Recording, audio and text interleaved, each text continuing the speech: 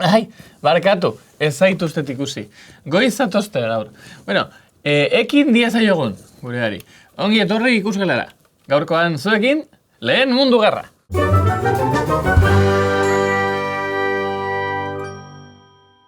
Sarajevo, 1914ko ekainaren 28 da.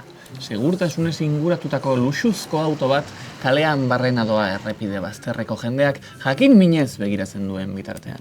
Bapatean, pertsona talde bat ateratzen da jendartetik bidera. Armatuta daude eta liskarra hasten da. Halako batean, granada batek airea zeharkatzen du. Autora bota dute, baino kale egin eta errepidean erortzen da. Kalea zaurituz beterik dago, baina luxuzko autoak aurrera egin du. Ordu batzuk geroago, auto berbera ospitalera doa, zaurituak bizitatzera. Bidean, ordea, Gavrilo Princip serbo-bosniar gaztea topatuko dute, pistola batekin. Eta honek, ez du utzik egingo. Tiroz akabatuko du autoan bideiatzen duen bikotea. Gizonezkoa, Austria-Hungariako tronurako Francisco Josef lehenengoaren oinordekoa da. Franz Ferdinand izena dauka, eta bere heriotzak ordura arte gertaturiko gerrarik handienaren txinparta piztuko.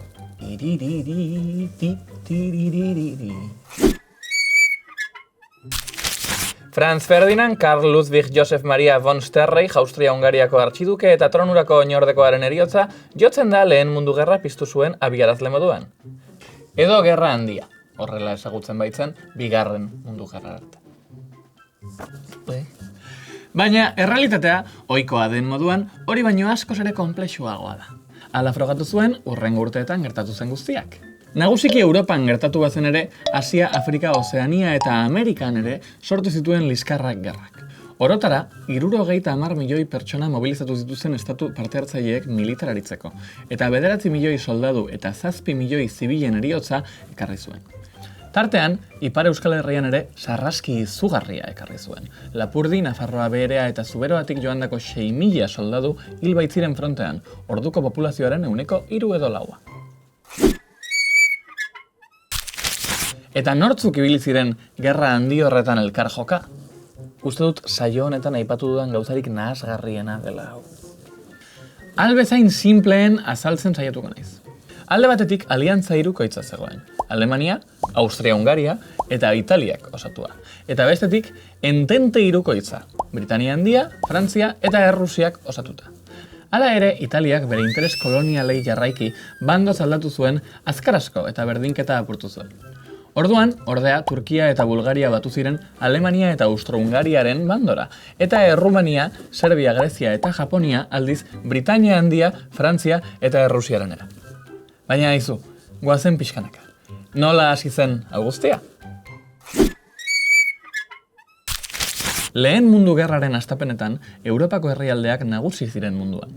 Industria iraultza eta hazkunde demografikoaren ondorioz, nagusitasun politiko zein ekonomikoaz gozatzen zuen, eta mundu osoko biztanleriaren laurdena bertan biltzen zen. Gaientasun hori, ordea, urduritasuna sortzen hasia zen. Kolonialismoak sortutako tentsioak agerian geratzen hasiak ziren, eta beste batzuen artean, itsasoz bestaldeko lurren banaketara berandu iritsi zen Alemania ez zegoen batere eroso egoerarekin. Europa gaientasun egoera horretara eraman zuten faktoreen artean kapitalismo ere topatu dezakegu. Sistema ekonomiko hori kolonialismoa bezala hautsak arrotzen hasia zen, krisi ekonomikoak eta desberdintasunak sortuz. Aldi berean, marxismoaren eraginez, langile klasea kontzientzia hartzen hasia zen Europako hainbat txokotan. Na na na na ni na na ni ni na ni. Garai horretan, Europar kontinentea aliantza sistema oso konplexu baten gainean eusten zen. Aliantzen oinarria 1815an topatu badezakegu ere, 1873an hasi zen gauzatzen 3 enperadoreen ligarekin. Marvelen azkenengo pelikula ematen du, baino ez da. Otto von Bismarck kantziller alemaniarraren iniziatibaz, Austria-Hungaria, Alemania eta Errusiaren arteko aliantza suposatzen zuen liga horrek. Hala ere, Errusiak liga utzi zuen, Balkanetan jarraitu beharreko politiken inguruko desadostasunek bultzatuta. Bismarcken nahia Errusia gertu izatea zen, ez baitzuen Alemaniarentzat bi fronteetako gerrarik nahi. Errusia alde batean eta Frantzia bestean. Baina tronua hartu eta kantziller bilakatu zen Alemaniako Guillermo Bigarrenak ez zuen horren beldurrik. Horiek horrela, aliantza bikoitza osatu zuen Austria-Hungariarekin Balkanetan errusiarrek zuten eragina murriztu asmoz. Handik gutxira, Italia batu zen aliantza horretara, eta horrela hasieran aipatu dizuen aliantza hirukoitza osatu zuten. Beste aldean, batetik Frantzia zegoen. Alemaniarekin erratxinduta zeuden, izan ere, Gerra Franko-Prusiarrean Alsazia eta Lorena eskualdeak galdu zituzten, eta horiek berreskuratu nahian zebiltzan. Britania Handia bere aldetik oso pozik zegoen, isolamendu bikaina deitu zitzaion egoera neutralean. Baina Alemania erakusten hasia zen itsasoko zein lurreko indar militarrak adi-adi jarri zuen. Errusiak aldiz 3 enperadoreen ligatik alde egin zuen, Frantzia eta Britania Handiaren taldera batuz, interes kolonial antzekoak baitzituen azken horiekin.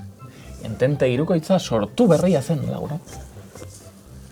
Testu inguru horretan, Alemania eta Britania Handia arma lasterketa batean murgilduak zeuden. 1870 eta 1913 artean, gastu militarrak hirukoiztu zituzten, eta horri susmo txarra hartuta, Frantzia eta Errusia ere atzetik joan ziren. 1908 eta 1913 artean, bere gorenera iritsi zen arma lasterketa, eta Europa osoan 50% handitu zen gastu militarra. Tin, tin, tin, tin, tin, tin, tin. Amaitzeko, Bosnia eta Herzegovina Imperio Otomandarrak kontrolatzen bazituen ere, imperio honen gainbehera probestuz Austria-Hungariak lurralde horiek hartu zituen. Horrek Serbia eta bere lagun errusiarren haserrea ekarri zuen. Hori gutxi balitz, Balkanetako Ligak eta Imperio Otomandarrak Balkanetako lehen gerrari ekin zioten. Horrek, modu batera edo bestera, Bulgaria, Serbia, Montenegro, Albania, Errumania edo Greziari ere eragin zien. 1913an bertan, Balkanetako bigarren gerra hasi eta zonaldeari Europako bolborategia ezizena jarri zioten. Nork esango luke, honek sekulako gerrarik handienean amaituko zuela, ezta? Eta bai, horrela iristen gara, Sarajevon airean egan egin zuen Granada hartara.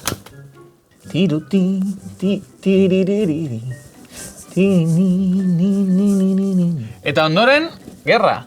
Denak denen aurka, aldi berean, taleko guztietan. Polok! Hori guztia gertatzen ari zen bitartean, frontetik ez oso urrun iraultza bat ari zen egozten. Errusian, gerrak igatuta, ahultzen ari zen Nikolas Bigarren Sarraren erregimena.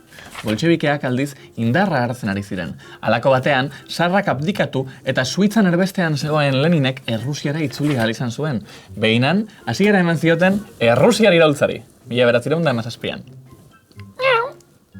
Errixea nekatuta zegoen gerraz eta Sobiet gorenak armistizioa negoziatu zuen Alemaniarekin.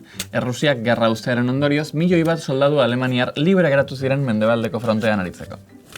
Aizue, nik uste dut honek bere atal propioa merezi duela, ezta? Hitz egingo eta egintzen dauenekin. Spielberg! Gerrateak ez aurrera ez atzera jarraitzen zuen, baina oraindik parte hartzaileak falta ziren iristeko. Alemaniak RMS Lusitania Transatlantiko Britaniarra hondoratu zuen, eta bertan 128 estatu batuar zendu ziren. Woodrow Wilson, estatu batuetako presidentea, hauteskundeetan murgilduta zegoen, eta nahiago izan zuen gerratik kanpo jarraitu. Hala ere, Alemaniarrek merkataritza barkuak hondoratzen jarraitu zuten. Horrek estatu batuarren ezinegona areagotu zuen. Halako batean, Ameriketako estatu batuetako inteligentziak Zinnerman telegrama delakoa atzeman zuen.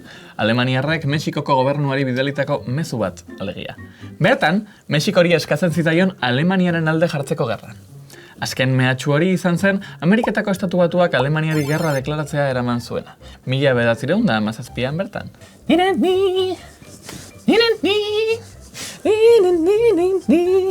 Janaria eta indarrak amaitzen ari ziren, eta Alemaniarrak beraien azken ofensiban ez ziren Paris hartzeko gai izan. Horren ondoren guztiak gainbeheran joan zen aliantza hirukoitzarentzat. Ferdinand Foch mariskalak gidatuta, Frantziar eta Estatu Batuarrek lurrez eta Britaniarrek airez Alemania garaitu zuten. Artean, Italiarrek ere Austria-Hungaria menperatu zuten. Lehen Mundu Gerra amaitu zen. Bai, bale esaten diet. Bale, mutxu bat. Hainbeste milioi pertsona mobilizatu zituzten gerrate batean, ez duzu usteko emakumeak etxean geratu zirenik euren senarren zain, ezta? Ba ez, Naiz eta emazte onberaren irudia romantiko hori zabaldu zuen garaiko propagandak, emakume askok gerran parte hartu zuten, nagusiki erizain edo espia moduan. Atajari gogoratzen? Hala ere, emakumeen garrantzia fronteko lan horietatik haratago zioan. Arma-lasterketak izugarrizko garrantzia izan zuen lehen mundu gerran, eta fabriketan hutsik geratu ziren milaka lanpostu. Eta arazi sorpresa! Emakumeak izan ziren lanpostu horiek bete eta produkzioa aurrera atera zutenak. Arlo erreproduktiboko lan guztiak egiten jarraituz, noski. Frontera bidalitako gizonen utxunea bete zuten emakumeek, eta ondorioz berdintasunaren aldeko eskariak indarra hartzen hasi ziren. Ezinbestekoak. Kaixo, Daniel naiz, eta hauxe da nire ezinbestekoa lehen mundu gerratik bizirik ateratzeko. Kremaiera! Ehungintzaren industriak urteak zeramatzan gantxo krisketa edo ebila bidezko itxiera eraginkor eta askar baten bila. Lehen mundu gerraren testuinguruan, Ameriketara migratutako suediar batek, Gideon Sombakek hain zuzen ere, sistema iraultzaile bat asmatu zuen. Kremaiera! Hasiera batean, soldaduen arropetan erabili zen, eta gerra ostean, kaleko arropara zabaldu zen bere erabilera. Armistizioaren ostean, negoziak eta etorri zen, eta ondorioz Bersailesko ituna. Hori oso gogorra izan zen Alemaniarrekin bereziki. Horren gogorra, bake hura gauzatzeko onartu behar izan zuten guztiak ezinegon izugarria sortu zuela herrialde osoan. Beste gauza batzuen artean, ezinegon hori izan zen Europa eta mundu osoa berriz ere gerra batera eraman zituena. Bigarren mundu gerrara, alegia. Bai, honek bigarren zatia dauka. Tin, tin, tin, tin, tin, tin, tin. Eta ondoren zer? Horixe, fasismoaren gorakada, eta beratziko kraka, melokotoi zaporedun bapeatzaileak, merkatu librea, krisi ekonomikoa, urrengo krisi ekonomikoa, hirugarren krisi ekonomikoa, globalizazioa, skinny jeansak primarkean 50% deskontuan, apokalipsia oroar. Baina barkatu, berriz ere joan zait. Mila esker beste behin gurekin egoteagatik, eta ondo izan, urrengo arte. Hor konpon, eta jan bonbon. Historia interpretazioetara zabalik dago, dakiguna denborarekin aldatu daiteke. Akademiak aurkikuntzak egin ahala moldatzen doa, akatsak egiten jarraituko dugu.